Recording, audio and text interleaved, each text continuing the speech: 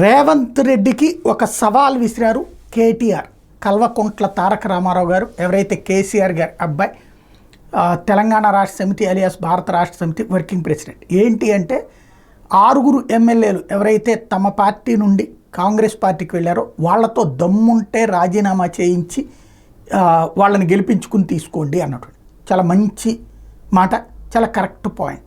కాకపోతే ఈ దమ్ము కేసీఆర్ దగ్గర లేదా, తెలంగాణ రాష్ట్ర సమితి అలియాస్ భారత రాష్ట్ర సమితి దగ్గర లేదా? ఇంతకుముందు పోనీ నైతికత రీత్యా చూసినా అది కరెక్ట్. ఖచ్చితంగా పార్టీ మారడం తప్పు కాదు, నైతికత ఉండాలి. ఆ నైతికత వాళ్ళ నాన్నగారు ఎందుకు పాటించలేదు? అంతకుముందు టీఆర్ఎస్లోకి వచ్చినటువంటి ఎమ్మెల్యేలు, బీఆర్ఎస్లోకి వచ్చినటువంటి ఎమ్మెల్యేలు వాళ్ళందరూ ఎలా వచ్చారు? అప్పుడు ఎందుకు రాజీనామా చేయించి వెళ్ళలేదు? అప్పుడు రాజీనామా చేయించి చేర్చుకుని ఉంటే దానికి ఒక అర్హత ఉండేది. బీజేపీలోకి వెళ్ళినప్పుడు ఎవరైతే కోమటిరెడ్డికి వాళ్ళు రాజీనామా చేయించి మళ్ళీ ఎన్నికలకు వెళ్ళారు, ఓటమి అయ్యి ఉండొచ్చును, కానీ నైతికత పాటించారు. అందుకనినే రెండోసారి వాళ్ళకి 14% ఓట్లు వచ్చినాయి, 8 ఎమ్మెల్యే సీట్లు వచ్చినాయి. అట్లాగే ఇప్పుడు 8 పార్లమెంట్ సీట్లు వచ్చినాయి, 30%కి పైగా ఓట్లు వచ్చినాయి. నైతికతను పాటించింది తెలంగాణలో ఆ విషయంలో భారతీయ జనతా పార్టీ.